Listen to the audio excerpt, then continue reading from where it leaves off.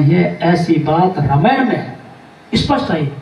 स्वयं शंकर भगवान माता पार्वती जी से बोलते हैं, उमा राम समहित जग माई, गुरु पितु मातु बंधु प्रभु नाई। क्या बोले? भगवान के समान ना कोई माता ना कोई पिता कोई नहीं है सिवाय ठाकुर जी है। लेकिन ऐसा नहीं तो माता पिता की सेवा नहीं करनी, अरे सेवा तो करनी है, क्योंकि माता पिता की जो सेवा करेगा भगवान उन पर ही प्रसन्न रहेंगे। लेकिन वर्तमान में कितनी दुर्दशा बताओ, माता पिता बेचारे वृद्धाश्रम में, माता पिता बेचारे भूखे रह रहे, प्यासे रह रहे, और बाहर बाबा रामदेव जी का भंडारा लगा रहे। बताओ, बड़ी दुख की बात है, थोड़ा तो विचार करना चाहिए। अब आप लोग तो बड़े सत्संगी हो सब, क्योंकि सब लोग राम द्वारा से जुड़े हुए हो इसलिए। लेकिन कई कई ऐसी शिकायत आती महाराज। मैं जयपुर गया तो महाराज जयपुर में एक माता जी ने कहा महाराज मेरा बेटा मेरे से किराया मांगता है। तो कितनी सोचने की बात है।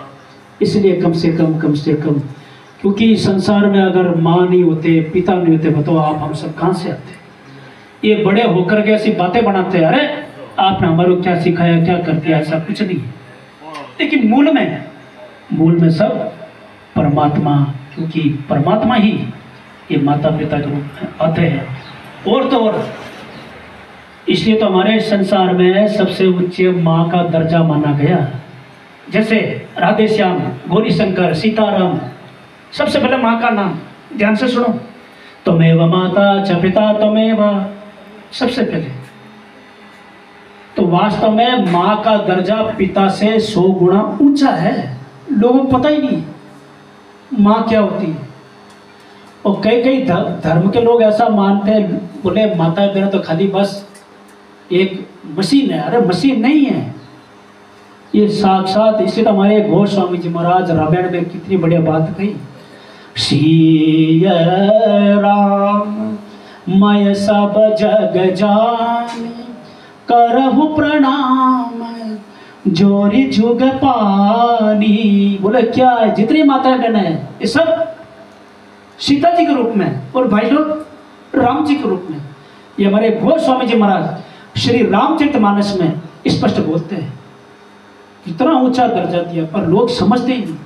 अब तो घर में माता बहनों को मारना, पीटना, लड़ाई करना, झगड़ा करना, गाली गलौज करना, अरे बहुत बड़ा पाप लगता है, समझते ही नहीं।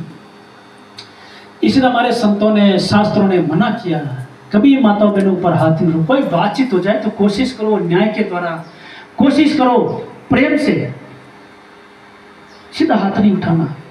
तो इसलिए क्योंकि संतों ने अपराध माना गया, दोष माना गया। बताओ, प्रहलाद जी जो कि महाराज कयदु के पेट में थे और इंद्र ने विचार किया मारने का, लेकिन नारद जी महाराज ने मना किया, अरे नहीं ये तो अबला है, इनको क्यों मारो।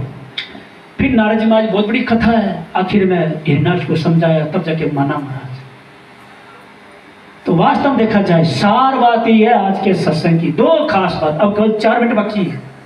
केवल बोले परमात्मा को याद करना और संसार की सेवा करना। और वास्तव में 2 ही चीज अपने साथ जाने वाली, बाकी कोई चीज जाने वाली नहीं है। भले कितना रुपया इकट्ठा कर लो, कितने मकान बना लो।